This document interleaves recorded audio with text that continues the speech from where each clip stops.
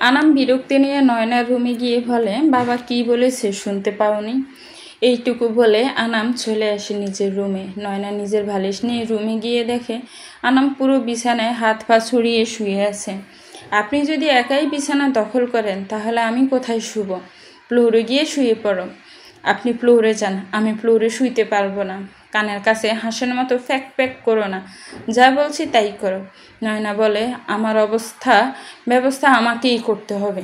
বলেই বালিশটা আনামের মাথার সাইডে দিয়ে ধপাস করে শুয়ে পড়ে। আনাম দ্রুত উঠে বসে বলে, এটা কি হলো? কি আবার? নিজের জায়গা করে নিয়েছি, এই রুমের অর্ধেক ভাগিদার আমি, আর আমি আমার জায়গা আরেকজনকে দিয়ে নিজে কষ্ট করবো? এমন মেয়ে আমি না। ছোটবেলা থেকে আমার বাবা আমাকে বলেছে, তোর মা নেই, অনেকেই চাইবে তোর জিনিস কেড়ে নিতে, তুই সব সময় নিজের অধিকার বুঝে নিবি, না হলে দুনিয়ায় টিকতে কষ্ট হয়ে যাবে। আর তখন থেকে আমি আমার ভাগের এক দানাও ছেড়ে দিই না। কাউকে দেওয়ার হলে আমি স্বেচ্ছায় দিব, কেউ কেড়ে নিবে আর আমি ইমোশনাল হয়ে দিয়ে দিব, তেমন মেয়ে আমি না। যান, আরও সরে বসুন, এইটুকুও আমার জায়গা। আনাম নয়নার দিকে তাকিয়ে মনে মনে, এই মেয়ে তো বারুদের আগায় চলে। আমি তো কখনো বুঝিনি মেয়েটা এত কথা বলতে পারে আর এত চঞ্চল। কি হলো, তাকিয়ে আছেন কেন? তোমাকে আমি ভেদা বিড়াল ভাবতাম, কিন্তু তুমি তো দেখছি পুরোটাই গসেটির কপি। কথার ধরনও চেঞ্জ হয়ে গেছে। এতদিনে আমি ধরতেই পারিনি। সবার সামনে গিয়ে কি নিজেকে পরিচয় করিয়ে দিতে হবে? যখন প্রয়োজন তখন তেমন থাকি। থাকো ভাই, যেমনি মন চায় থাকো, কিন্তু আগেই একটা কথা বলি, তোমার বোনের মতো খেলা কইরো না আমাকে নিয়ে। নয়না কোনো উত্তর করে না। নয়না চুপ করে আরেকদিকে মুখ করে শুয়ে পড়ে। আনামও নয়নার রেসপন্স না পেয়ে অন্যদিকে শুয়ে পড়ে। রেহানা বেগম নাস্তা তৈরি করে নয়নাকে কয়েকবার ডাক দিলে নয়না দ্রুত রান্নাঘরে যায়। আন্টি ডেকেছিলেন? আন্টিকে মা বলে ডাকবে। আচ্ছা মা। রেহানা বেগম নয়নার হাত দুটো নিজের হাতে নিয়ে বলে, শোনো মা, তোমাকে আজ কিছু কথা বলি, তুমি আমার কথা একটু রাখবে। এভাবে বলছেন কেন? আপনারা আমার বিপদে আমাকে আশ্রয় দিয়েছেন। আপনি আমার অসুস্থতায় আমার মায়ের মতো আমাকে সেবা দিয়েছেন, যত্ন করেছেন। আপনাকে পেয়ে আমি একটু হলেও মায়ের মমতাকে অনুভব করতে পারি। আন্টিও সরি মা, আপনি আমাকে অনুরোধ নয় অর্ডার করবেন। আমার ছেলেটা বেশি সরল হওয়ার জন্য সবার কাছে হাসির পাত্র হয়েছে। যে যেভাবে পেরেছে ওকে ঠকিয়েছে। খুব শখ করে আমি ছেলের বিয়ে দিয়েছিলাম, কিন্তু জানতাম না সেখানেও আমার ছেলেটা ঠকে বসে আছে। ও কখনো জানায়নি, হয়তো এই ঘটনা না ঘটলেও মুখ খুলতো না। এই কয় মাসে তোমাকে আমি যা বুঝেছি, তুমি আমার ছেলের জন্য একদম পারফেক্ট। তুমি পারবে আমার ছেলেটাকে আরও 10টা ছেলে যেমন হাসি খুশি চঞ্চলতার সাথে ঘুরে বেড়ায় সেইভাবে ফুটিয়ে তুলতে। তুমি ওরে একটু ভালোবাসো, তাও আমি মরে গেলে জেনে যাব আমার ছেলের জন্য তুমি ছিলে। নয়না মনে মনে বলে, আজীবন দেখে আসছি শাশুড়িরা ছেলের বউর থেকে ছেলেকে দূরে রাখতে চায়, আর আমার শাশুড়ি নিজেই আমাকে ছেলের প্রতি উস্কে দিচ্ছে। না, ব্যাপারটা সুন্দর। আচ্ছা আম্মু, আমি চেষ্টা করব। শোনো, এখন থেকে তুমিই আমার ছেলের খেয়াল রাখবে। ওর কি পছন্দ না পছন্দ সব আমি বলে দিব, সব তুমি করবে। আমাকে ডাকলে তুমি আমার আগে সেখানে যাবে, ছায়ার মতো ওর পাশে থাকবে। ঠিক আছে মা, যাও, এই নাস্তা নিয়ে তুমি রুমে যাও, দুজনে ভাগ করে খাও, আর ওর অফিসে যাওয়ারও সময় হয়ে এসেছে। নয়না লজ্জা মাখা মুখ নিয়ে নাস্তা সহ রুমে ঢুকে আস্তে আস্তে আনামকে ডাকে, এই উঠুন উঠুন। আনাম ঘুম ঘুম চোখে বলে, মা আর একটু ঘুমাই, রাতে ওই মেয়েটার জন্য ঠিক মতো ঘুমাতে পারিনি। নয়না রাগে কটমট করে চিৎকার দিয়ে বলে, কি বললেন? আমি রাতে আপনাকে জ্বালিয়েছি? আমি তো ওষুধ খেয়ে ঘুমিয়ে গেছি। আপনি জানেন না আমি কত পাওয়ারি ওষুধ খাই? আমার ওষুধগুলো খেলেই ঘুম চলে আসে। আনাম লাফ দিয়ে বলে, তুমি এখানে কেন? মা কোথায়?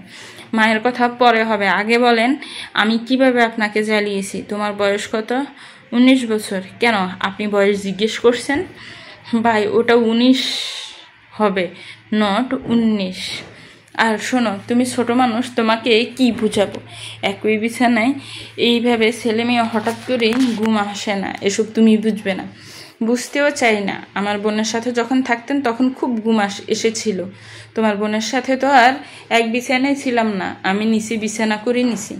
ভালোই তো, তাকে বিছানা ছেড়ে দিতে পারেন। আমার বেলায় আপনি বিছানায় উঠে থাকেন। আমি এখন শক্ত হয়েছি, কখনো নিজের অধিকার ছেড়ে দিব না। যা আমার তা আমার, আর কোনো কম্প্রোমাইজ হবে না। আপনার কম্প্রোমাইজের কথায় আগুন। নাস্তা খেয়ে অফিস যান। এত কথা ভালো লাগছে না, আমার অনেক কাজ রয়েছে। কি এমন কাজ তোমার? সারাদিন রুমে শুয়ে মোবাইল ঘাটো আর আজাই যা পোস্ট করো, স্বামীর মন জয় করার কাজ। হঠাৎ এমন একটা কথা বলাতে আনাম বিষম খায়। নয়না জিভে কামড় দিয়ে বলে, আল্লাহ, এটা কি বললাম? লজ্জায় রুম থেকে চলে যায়। আনাম নাস্তা খেতে খেতে মনে মনে ভাবে, এখন কি করতে পারি? নতুন করে কি নয়নাকে নিয়ে জীবন শুরু করব, নাকি নয়নাও ধোঁকা দিবে? আচ্ছা, সুখ কি আমার জীবনে ধরা দিবে? আনাম নিজের মাথায় নিজে বাড়ি দিয়ে বলে, দেখ কি সব ভাবছি, আমাকে শক্ত হতে হবে, ইমোশনাল হলেই কষ্ট। আনাম রেডি হয়ে অফিস চলে যায়। নয়না গুগল ঘাঁটতে শুরু করে কিভাবে স্বামীর মন জয় করা যায়, সেই সব সার্চ করে মেইন পয়েন্টগুলো নোট করছে। নাফিজ নিহানকে ফোন দিয়ে বলে, তুমি রাহাত হও আর নিহান হও, তুমি কথা দিয়েছো আমার বোনকে বিয়ে করবে। এখন তো ইদ্যত পালন করা হয়ে গেছে, তুমি এখন ডেট ফিক্সড করো।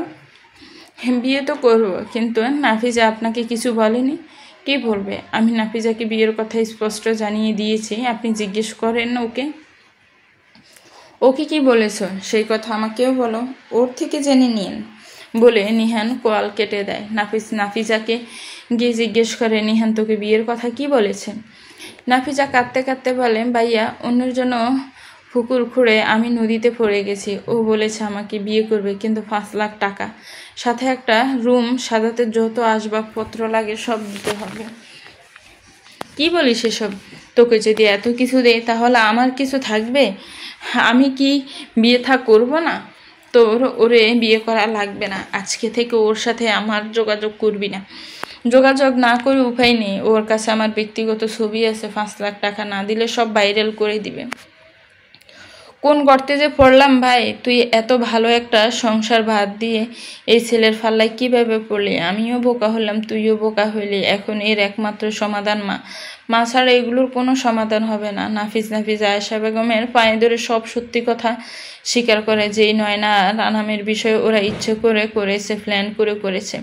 আয়েশা বেগম মেয়ের কথা শুনে ডাইরেক্ট মাথায় হাত দিয়ে বলেন, হাই আল্লাহ, এটা কি হলো? কি মেয়ে ফেটে ধরেছি, নিজের এত সুন্দর সংসার তুই নিজেই খেয়ে ফেললি। পরের মেয়েকে কি বলবো? আমার নিজের মেয়েই নিজের হাতে সবটা নষ্ট করছে। কিরে নাফিজ, তুইও ওর সাথে ছিলি? নাফিজ মাথা নিচু করে বলে, মা, তোমার মেয়ে অন্য একটা ছেলেকে ভালোবাসে, তার কথা মতো এসব করেছে। বিয়ের ওই বাড়িতে ওই আনামকে আগে সব বলে দূরে সরিয়ে দিয়েছে।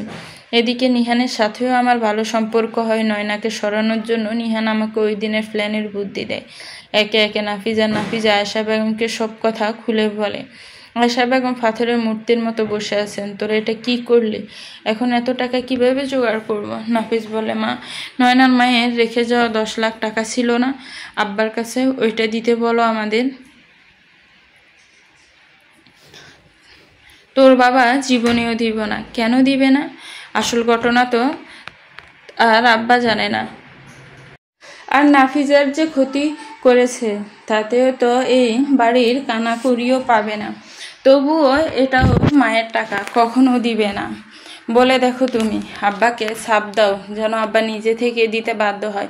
বলতো মানুষেরই হয়। তুমি মা হয়ে যদি আমাদের পাশে না থাকো তাহলে কে আমাদের পাশে দাঁড়াবে? মা, সন্তানদের কথায় আয়েশা বেগম খুব ইমোশনাল হয়ে পড়েন। নিজেকে ঠিক করে রাজ্জাক ভূঁইয়ার কাছে গিয়ে বলেন, তোমাকে কিছু কথা বলার ছিল। নাফিজের জন্য একটা সম্বন্ধে এসেছে, ছেলেটা ইঞ্জিনিয়ার, খুব ভালো পরিবার। নাফিজ নিজে গিয়ে সব খোঁজ খবর নিয়েছে।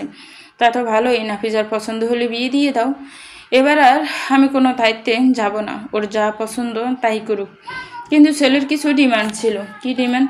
মেয়েটা তো ডিভোর্সি, তাই 5 লাখ টাকা নগদ আর ঘর সাজিয়ে দিতে হবে।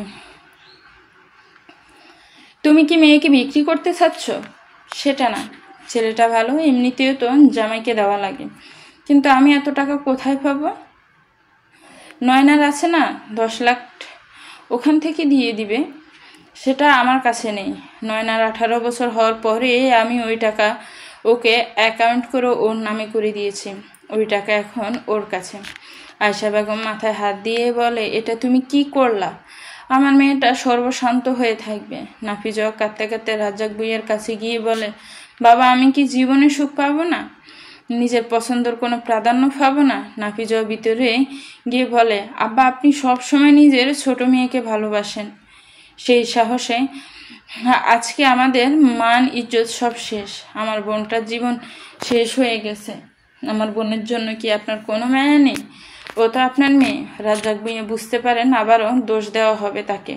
সবাই তার বিপক্ষে। রাজ্জাক ভূঁইয়া স্ত্রী সন্তানদের আশ্বস্ত করে বলেন, তোমরা যা ভালো বুঝো করো, টাকা যা লাগে দেখা যাবে। রাজ্জাক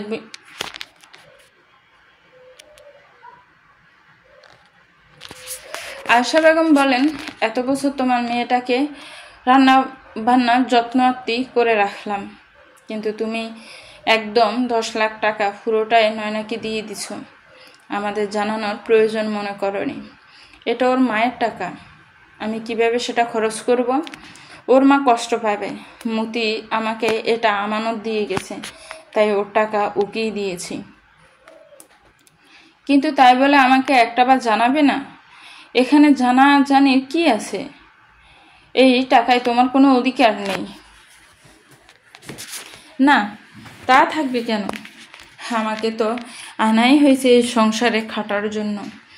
নাফিস কথার মাঝে বলে ওঠে, তাহলে আমাদেরটাও আমাদের বুঝিয়েই দিন। সবসময় ছোট মেয়ের দিক দেখলেই হবে? নাফিস, আমি এখনো জীবিত আছি।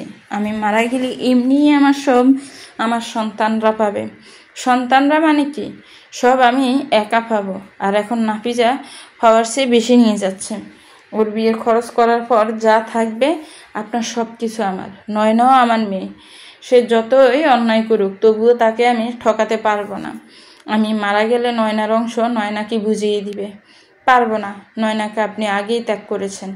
এখন আপনার সব আমার বেশি সমস্যা করলে আমি জোর করে সব লিখিয়ে নেব। আয়েশা বেগম ছেলেকে চড় দিয়ে বলেন, কিরে নাফিস, এতটা বর্বর হয়ে গেছো? আমি এত খারাপ শিক্ষা দিইনি। তোর বাবা অসুস্থ, বাবার সাথে মোটেও এমন করবি না, দূর হয় এখান থেকে। কিন্তু মা, কোনো কিন্তু না। এই মুহূর্তে ঘর থেকে বেরিয়ে যা। রাজ্জাক ভূঁইয়া খুব আক্ষেপের সাথে বলেন, শেষ বয়সে জীবনটা এতটা তিক্ত আর কঠিন হবে কখনো ভাবিনি। ছোট মেয়েটা এমন করলো, ছেলেটা অসভ্য হয়েছে, মৃত্যুর আগেই মরার দিন গুনছে।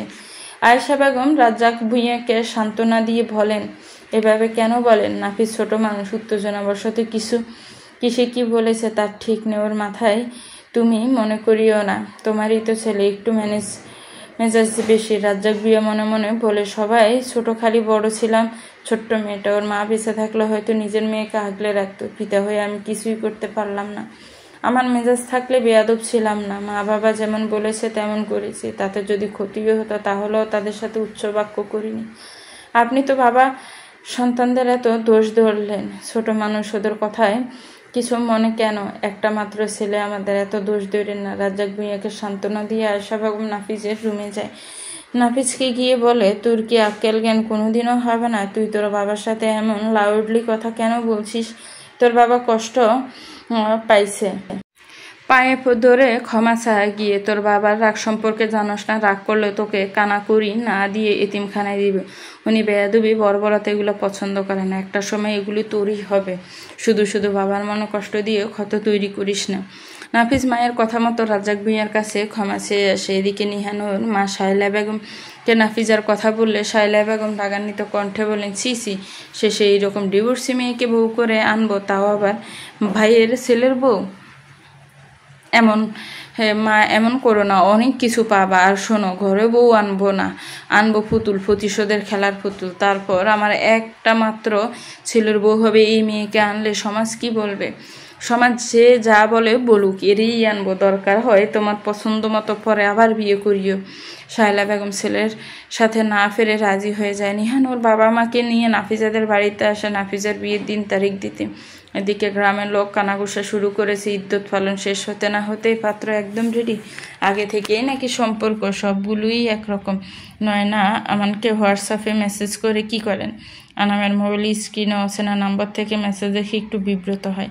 আনাম মেসেজ ক্লিক করে দেখে নম্বরটি নয়নার হোয়াটসঅ্যাপ অ্যাকাউন্ট, নাম দেওয়া নুসরাত নিশাত নয়না। আনাম মনে মনে বলে, একটা মেয়ের কয়টা নাম লাগে? 3টা নাম এক হেলায় দখল করে আছে। আনাম ইনফো চেক দেয়, সেখানে লেখা অ্যাটিটিউড গার্ল। আনাম বলে, ওরে আমার অ্যাটিটিউড মাইয়েরে, দেখি কত অ্যাটিটিউড আছে। আনাম মেসেজও কোনো রিপ্লাই দেয় না। নয়না মোবাইলের দিকে তাকিয়ে আছে রিপ্লাইয়ের অপেক্ষায়। 10 মিনিট শেষ। আনামের কোনো রিপ্লাই না পেয়ে আবারও মেসেজ দেয়, আপনি মেসেজ সেন্ড করে রিপ্লাই করেন না কেন, ইগো দেখান? আনাম আবারও মেসেজ সেন্ড করে রেখে দেয়। নয়নার মাথা নষ্ট, মানুষের মতো ইগো মেসেজ সেন্ড করে রেখে দিল। নয়না মন খারাপ করে বসে থাকে। রেহানা বেগম নয়নার মন খারাপ দেখে বলে, কি হয়েছে রে? না কিছু হয়নি, কিছু মানুষের ইগো দেখলে শরীর জ্বলে যায়। কে ইগো দেখালো? কেউ না। রেহানা বেগম মুচকি হাসি দিয়ে বলেন, থাক, যার ইগো সে দেখাইছে, তুই খেতে? না খাবো না, ভালো লাগছে না। আরে আয়, মন খারাপ করিস না, মানুষের ইগোকে এত দাম দিস না তুই। রাগ করে ভাত খাবি না? মোটেও না, আমি ভাত খেতে আসতেছি।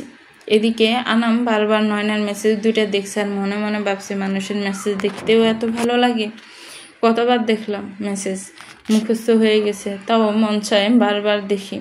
আচ্ছা, রিপ্লাই না দেওয়ায় ও কি রাগ করেছে, নাকি আমার রিপ্লাই দেওয়া না দেওয়ায় ওর কিছু আসে যায় না? আরও কয়টা SMS দিতে পারতো না? আনামও না চাইতেও বারবার মোবাইলের স্ক্রিনে তাকায়, আবার চেক করে দেখে লাইনে আছে কিনা। আনাম মনে মনে বলে, আর একটা SMS দিলে কি হয়?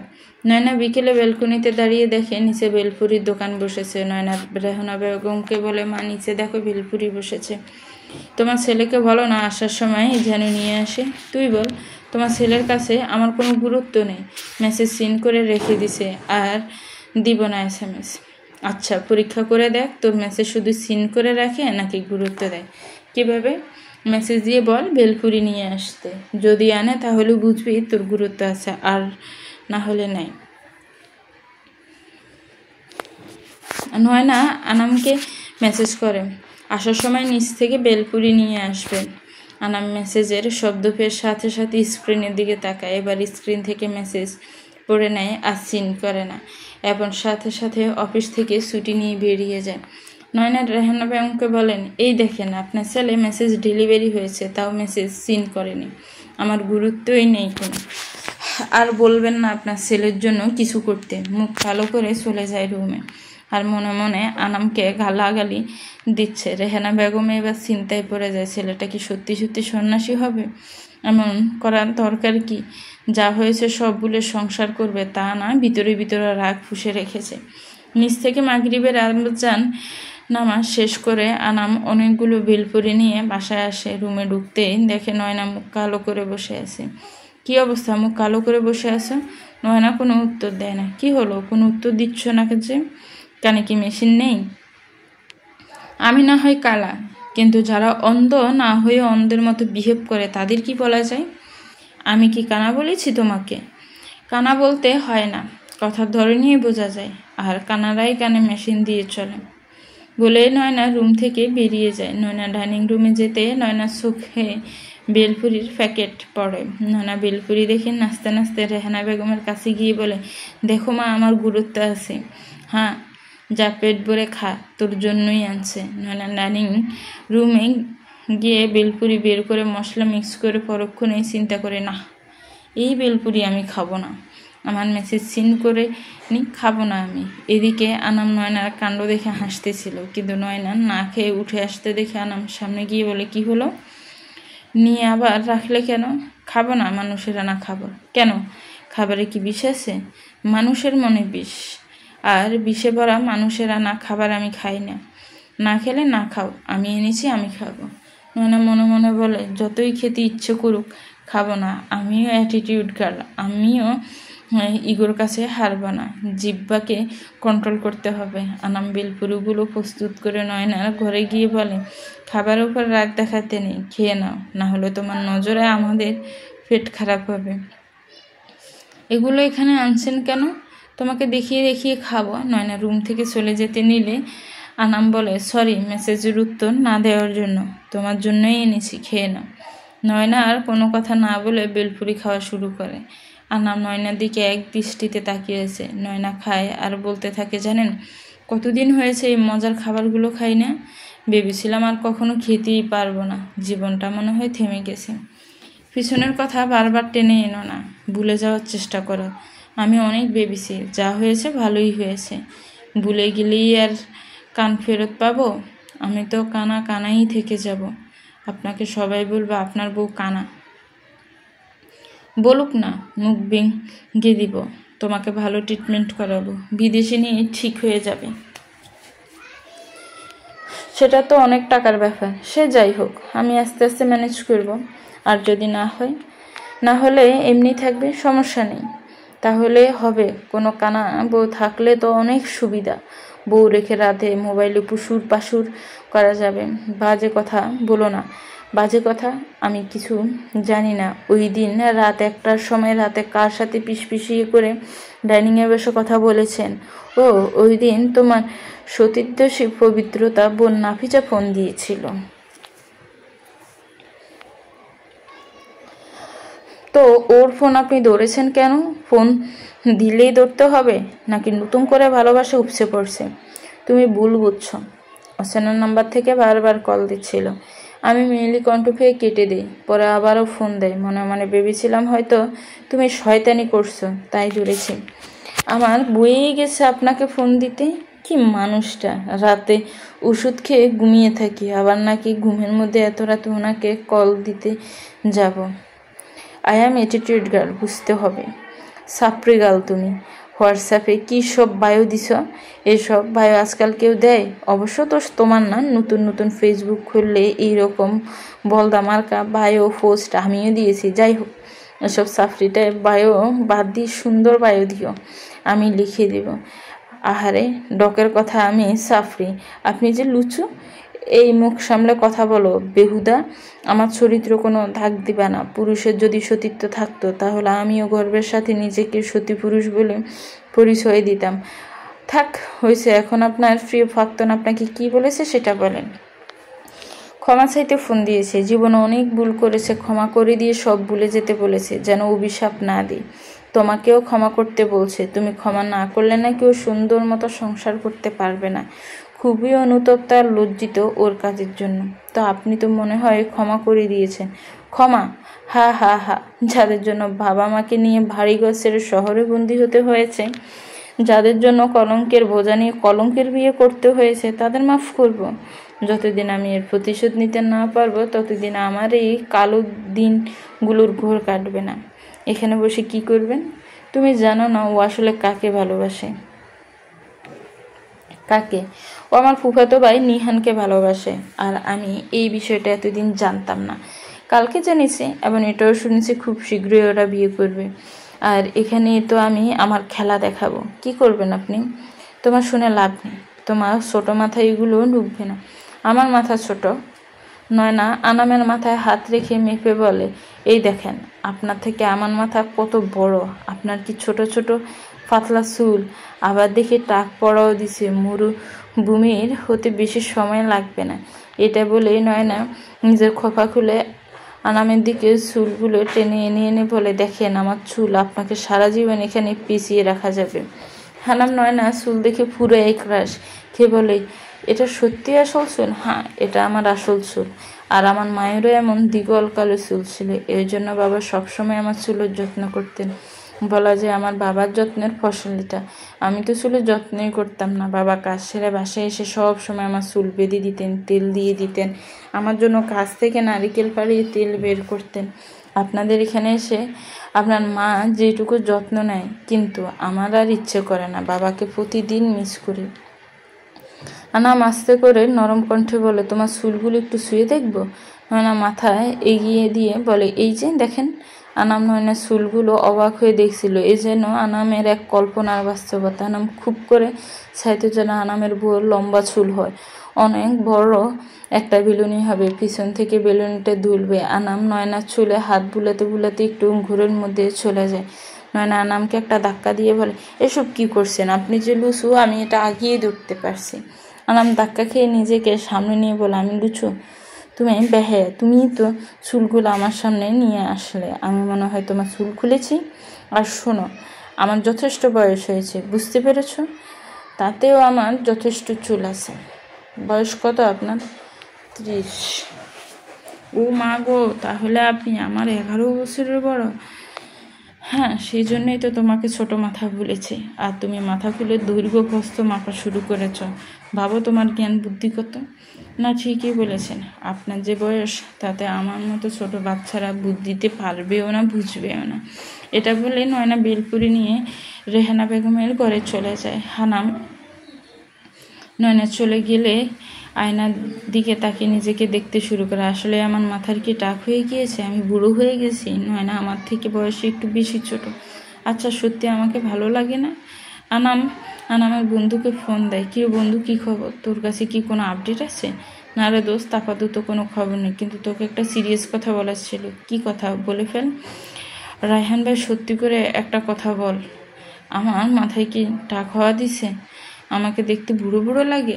রায়হান আনামের কথা শুনে অট্ট হাসি দিয়ে পেটে পড়ে হাসতে হাসতে বলে, আমার বিরসুক বন্ধুর জীবনে হঠাৎ রঙের ছোঁয়া? কাহিনী কি বন্ধু? ভাই, মজা নিস নি, একটু বল না।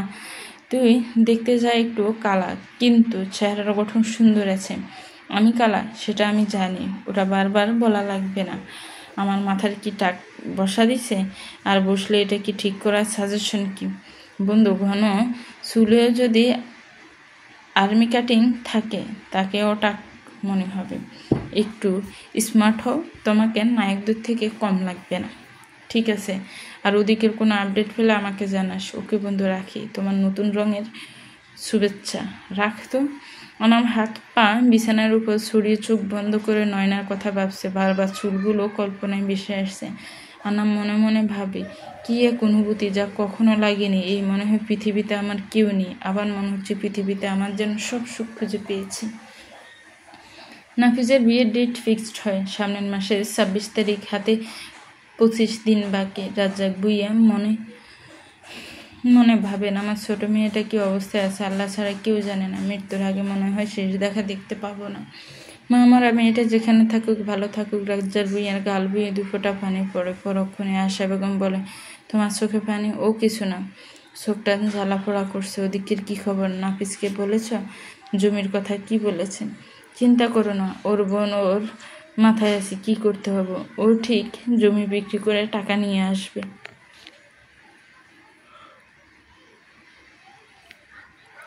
রাজ্জাক ভুঁইয়া আবারও বলেন, এ তো ফোন দিবি, এটা না দিলেও হতো না। আশা বেগম মনে মনে বলে, জেনে শুনেই নিজের মেয়েকে কুয়োতে ফেলে দিচ্ছে, কিচ্ছু করার নেই।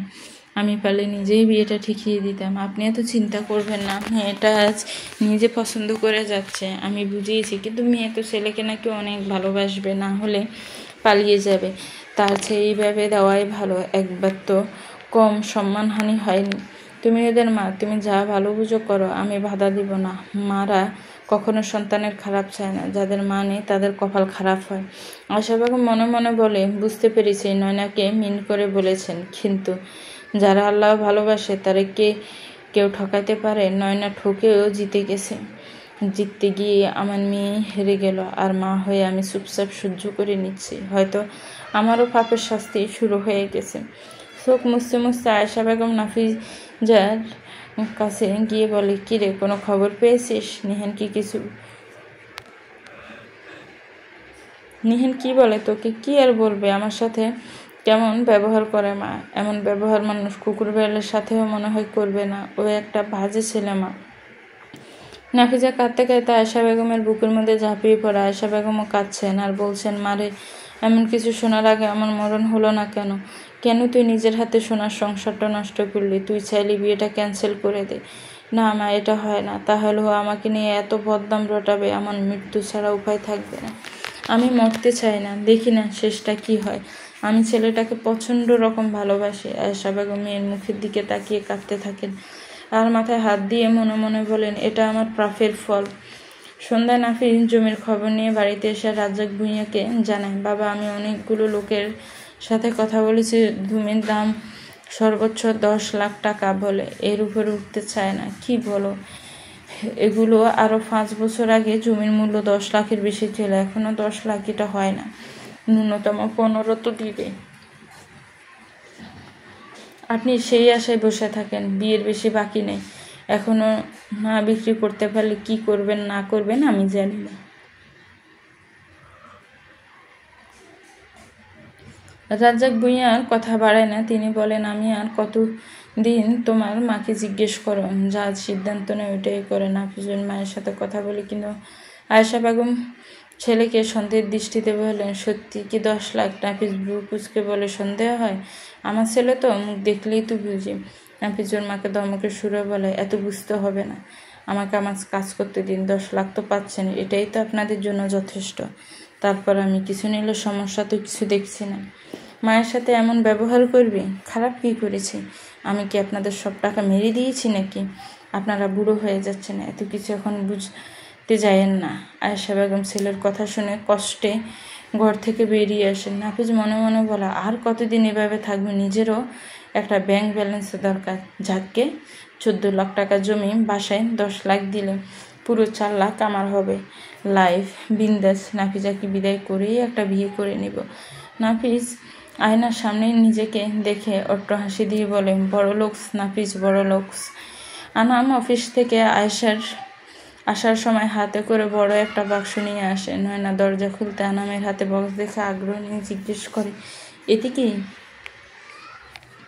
তোমার সব জানতে হবে? বললে কি হয়? মনে হচ্ছে নিয়ে যাব। তোমার জন্যই তো আনা, তুমি নিবে না? আমার জন্য বলেই নয়না বাক্সটি টেনে দৌড়ে রুমে যায়, খুলে ফেলে। কি মেয়ে তুমি, 2 মিনিট ধৈর্য হয় না নাকি? এমন খ্যাচ করেন কেন? আনামার কিছু বলে না। নয়না বাক্সটি খুলে অবাক হয়ে বলে, এত চুল বাঁধা সরঞ্জাম, এতগুলো? তোমার জন্য এনেছি। তোমার চুলগুলো আমার বেশ পছন্দ হয়েছে, আর পছন্দের জিনিসের যত্ন করতেও আমারও খুব ভালো লাগে। নানা একটু লজ্জা পেয়ে বলে, তাই বলে এত কিছু? এগুলো তো 1 বছরেও ব্যবহার করা হবে না। কেন হবে না?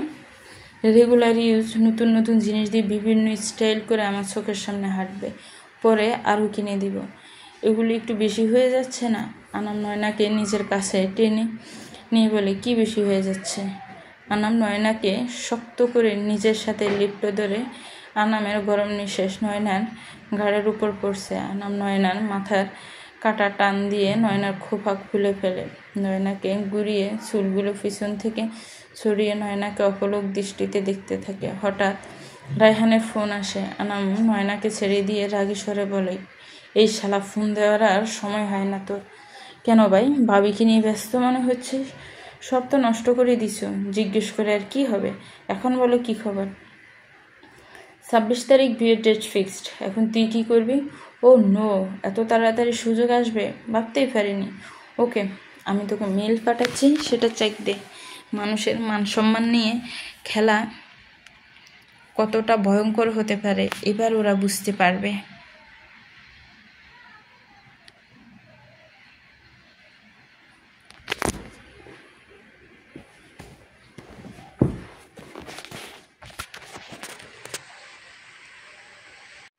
রায়হান দ্রুত মেল চেক করে। রায়হান সব কিছু দেখে চোখ ছানা ভরা হয়ে আছে। আবার আনামকে বলে, তুই কিভাবে এগুলো জোগাড় করেছিস? আনাম হাসতে হাসতে বলে, চুরি করেছি। রায়হান বলে, মানে কি বলিস? হ্যাঁ, চুরি করেছি। এখানে অনেক পরিশ্রম করতে হয়েছে, অনেক প্ল্যান করতে হয়েছে। কি হয়েছে বল না। শোন, তাহলে আমি একটা স্বেচ্ছাসেবককে টাকা দিয়েছিলাম নিহানকে সবসময় ফলো করতে, আর ও যখন রাস্তায় মোবাইল দেখছিল তখন ওর ফোনটা চুরি করে এনেছে। আর আগে শর্ত দিয়েছিলাম মোবাইলটা লক খোলা অবস্থায় চুরি করতে হবে। তো চোর সুযোগ করে চলন্ত মোবাইল চুরি করে আমাকে দিয়ে দেয়, আর আমি হাতে পেয়ে সাথে সাথে ভিতরে গিয়ে আমার ফিঙ্গারপ্রিন্ট অ্যাড করে ফেলি। তারপর সব ডকুমেন্ট ল্যাপটপে নিয়ে আসি। ভাই, তুই জিনিস, এমন বুদ্ধি নিয়ে ঘুমাস কেমনে? এগুলো একটা প্রকাশ করতে পারলে ওর হাত থেকে 10-12টা নারী বেঁচে থাকতে পারবে। তুই কি খেয়াল করেছিস ওর বউ আর একটি ছেলে সন্তান আছে? কি বলিস, সেটা তো দেখিনি। আছে, দেখ তুই। আমি অনেক কষ্ট ওর ঠিকানা এনেছি, তুই ওই ঠিকানায় গিয়ে পুরোটা তদন্ত করে আসবি। সে না হয় যাওয়া যাবে, কিন্তু তোর প্ল্যান কি করতে চাস সেটা বিয়ের দিনই সবার সামনে দেখবি। তোর বোনের সাথে হওয়া অন্যায় আর আমাদের সাথে হওয়া অন্যায়ের দাঁত ভাঙার জবাব পাবে। মোবাইলটা কোথায়? আজকে কুরিয়ার করে পাঠিয়ে দিয়েছি, ওটা আমার কোনো কাজ নেই। ভাই, তুই জিনিস একটা ও একটু কনফিউজড থাকুক, ভাবুক চুরি হয়ে যাওয়া মোবাইল আবার কুরিয়ারে লাল গোলাপের শুভেচ্ছায় ফিরে পাওয়া। নয়না পিছন থেকে আনামকে জিজ্ঞেস করে, কি করছেন? এই তো তোমার বোনের বিয়ের গিফট রেডি করছি। আমার বোনের বিয়ে? হ্যাঁ, 26 তারিখ। আচ্ছা নয়না, তোমার মায়ের মৃত্যু কিভাবে হয়েছিল তুমি জানো?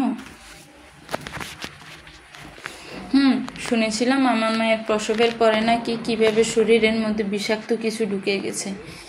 এর ইফেক্ট সহ্য করতে না পেরে আমার মা মারা গেছে। কিন্তু সত্যিটা সেটা না। তাহলে সত্যিটা কি? সত্যিটা হলো তোমার মায়ের ওপর বিষ প্রয়োগ করা হয়েছিল। কি বলছেন এসব?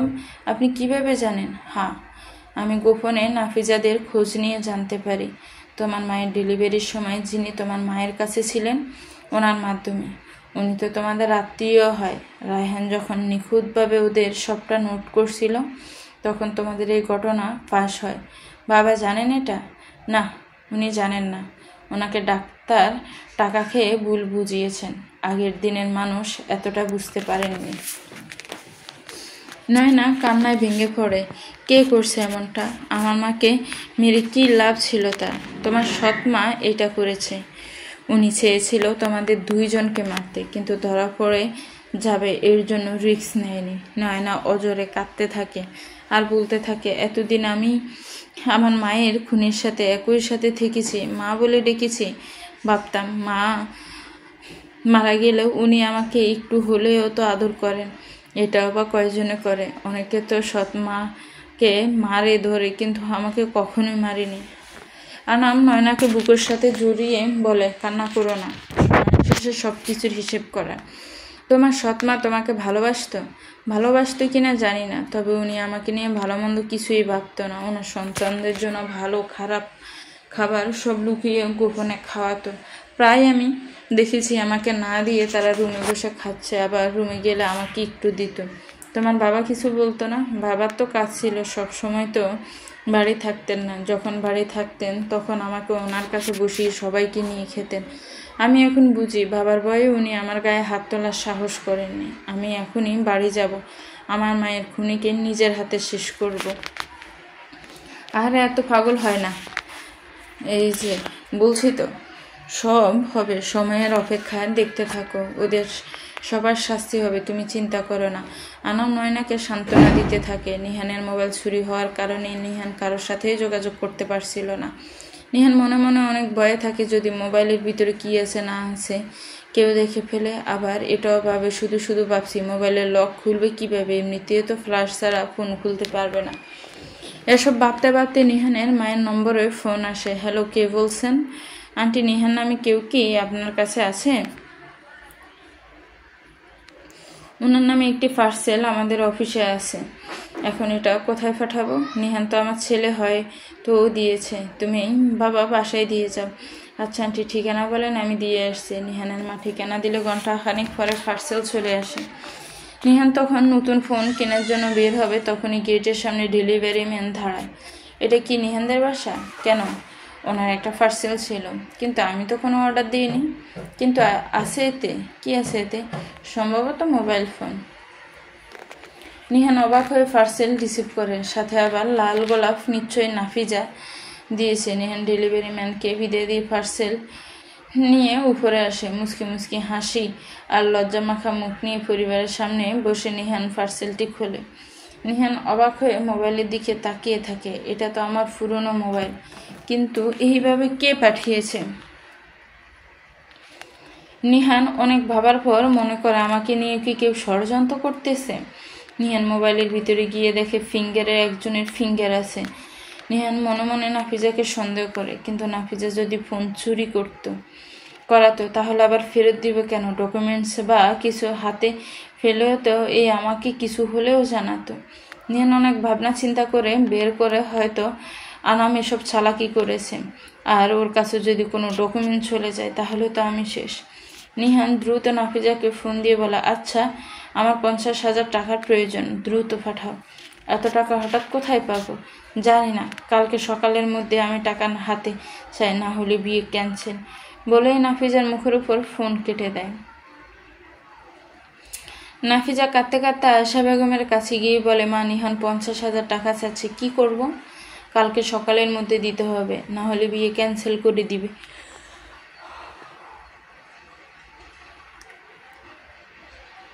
কি ঝামেলা তুই আবার তৈরি করলি? এখনো তো জমি বিক্রির টাকা হাতে পায়নি, কিভাবে দিবি? মা, দেখো না কোনো ম্যানেজ হয় কিনা, না হলে ও কি করবে জানি না। নাফিজার কান্না দেখে আয়েশা বেগম কান্না করে ফেলেন, বলেন, কান্দিস না, ভাগ্য নিজের হাতে লিখতে চাইছো, এখন তো শাস্তি পাইতেই হবে। তোরা দুই ভাই বোন আমার সংসারে সকল শান্তি নষ্ট করে দিলি। আয়েশা বেগম কয়েক জায়গা থেকে নিজের জমানো টাকা বের করে হিসাব শুরু করে। হিসাব করে 35,000 টাকা জোগাড় করতে পারে। নাফিজা সকালে নিহানকে ফোন দিয়ে বলে, 35,000 টাকা অনেক কষ্টে জোগাড় করেছি, আর 15 এখন আর পারবো না বললে হবে? আমার টাকাটা জরুরি প্রয়োজন, প্লিজ দয়া করো, এমনভাবে আর প্রেশার দিও না। আমার আম্মু চিন্তায় একদম ভেঙে পড়েছেন।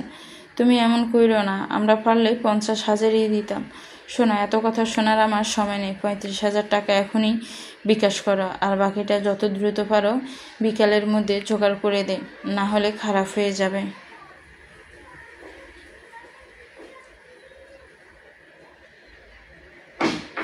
নাফিজা নিজের রুমে মাটিতে ঘোরাঘুরি করে কাঁদতে থাকে, নিজের কপালে নিজে আঘাত করতে থাকে।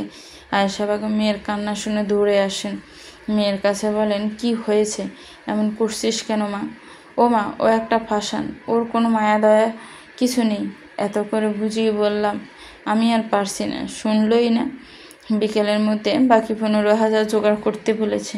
আয়েশা বেগম মনে মনে বলে, আমার পুরনো পাজ আমার সন্তানদের শেষ করে দিচ্ছে। তুই এমন করিস না, বাইরে মানুষ জানাজানি হবে। তুই চিন্তা করিস না, আমি দেখি তোর মামাদের সাথে কথা বলে জোগাড় করতে পারে কিনা। আয়েশা বেগম রেডি হয়ে টাকার খোঁজে বাবার বাড়ির উদ্দেশ্যে রওনা দেন। নিহানুর লোকদের আনামের উপর নজর রাখার নির্দেশ দেয়। আনাম রাতে অফিস থেকে আসার সময় একটা বাইক এসে আনামকে ধাক্কা দিয়ে টানতে টানতে নিয়ে যায়। আশেপাশের লোকজন চলে আসলে দুর্বৃত্তরা পালিয়ে যায়। আশেপাশের লোকজন এসে আনামকে হসপিটালে নিয়ে যায়। এদিকে রায়হান হসপিটালে দ্রুত পৌঁছে গিয়ে আনামের ট্রিটমেন্ট শুরু করে বাড়িতে খবর দেয়। নয়না আনামের এই অবস্থার কথা শুনে সাথে সাথে সেন্সলেস হয়ে যায়। আনামের মা নয়নাকে সেন্সলেস অবস্থায় গাড়িতে তুলে নয়নার গাড়িতে বসে হুঁশ আসলে নয়না আবার কান্না শুরু করে। রফিক তালুকদার বলে, মা, তোমরা এভাবে ভেঙে পড়ো না, কিছু হবে না। তোমার শাশুড়ি তুমি দুজন যদি এমনি ভেঙে পড়ো, আমি কিভাবে তোমাদের সামলাবো? হসপিটালে গিয়ে রফিক তালুকদার ডাক্তারের সাথে কথা বলে। ডাক্তার সাহেব, আমি আনাম তালুকদারের বাবা, ওর কন্ডিশন কেমন? অবস্থা অনেক ক্রিটিক্যাল, আপনারা অনুমতি দিলে আমরা আইসিইউতে দিব। ওর রেগুলার খরচা বাবদ 60,000 টাকা বিল আসবে। ডাক্তার সাহেব, যা লাগে আপনারা করুন, আমার ছেলেকে বাঁচান। 3 দিন পার হয়ে যায়, আনামের জ্ঞান এখনও আসেনি। এদিকে রফিক তালুকদারের জমানো টাকা প্রায় শেষ। মাথায় হাত দিয়ে বসে আছেন। এদিকে গ্রাম থেকে আনামের ফুফুরে এসেছে আনামকে দেখতে, সাথে নিহানও ছিল। রফিক তালুকদার তাদের দেখে রাগান্বিত কণ্ঠে বলেন, তোমরা এখানে কেন? আনামের বড় ফুফু বলে, কি বলেন ভাই সাহেব, আনামের এত বড় একটা খবর শুনে দেখতে না এসে পারি? নিহান তখন বলে, মামা, এমনি বলবেন না, আগে যাই হয়েছে, এখন আনাম মৃত্যুসজ্জা, প্লিজ রাগারাগি বাদ দিন। নয়না নিহানের কথা শুনে বলে, এত বড় সাহস কার আমার স্বামীর মৃত্যু কামনা করে? এই মুহূর্তে আপনারা সবাই এখান থেকে বেরিয়ে যান, আপনাদের যেন আনামের চারপাশেও না দেখি। এর মধ্যে ডাক্তার এসে জানায় আনামের জ্ঞান এসেছে। 24 ঘন্টার মধ্যে অপারেশন লাগবে, 2 লাখ টাকা জমা দিতে হবে, বাকি 1 লাখ অপারেশন শেষ হলে হবে। রফিক তালুকদার দাঁড়ানো থেকে বসে পড়েন। এত টাকা এই মুহূর্তে কিভাবে জোগাড় করবেন? আনামের ছোট ফুফু বলে, ভাই সাহেব, আপনি জীবনে আমাকে অনেক উপকার করেছেন। যত যাই হোক, আমার পড়ান আনামের জন্য পড়ে। আমার কাছে এত টাকা নেই, কিন্তু আমি 50,000 টাকার ব্যবস্থা করতে পারি। নয়না চিৎকার দিয়ে বলে, আপনাদের আমার কোনো উপকারের প্রয়োজন নেই। আমার স্বামীর জন্য যত টাকার প্রয়োজন হয় আমি ব্যবস্থা করব। নিহান ব্রুকুসকে ছেয়ে মনে মনে বলে, এই কি পাগলে একে কাপড় ঘর থেকে বের করে দিয়েছে, হে নাকি টাকা জোগাড় করবে? রেহানা বেগম বলে, পাগলামি করিস না মা, তুই কই পাবি এত টাকা? আমার কাছে 10 লাখ টাকা আছে, আজ আমার এই টাকা যদি আমারই কাজে না লাগায় তাহলে এই টাকার কোনো মূল্য আমার কাছে নেই। নিহান মনে মনে বলে, ওর কাছে 10 লাখ টাকা কিভাবে? বিষয়টা তো আমার খতিয়ে দেখতে হচ্ছে। তো ভিউয়ার্স, গল্পটা কেমন হয়েছে একটু কমেন্টস করে জানাবেন। গল্পটা ভালো লাগলে একটি লাইক করবেন, গল্পটাকে শেয়ার করবেন, আর আমার চ্যানেলটাকে প্লিজ সাবস্ক্রাইব করবেন।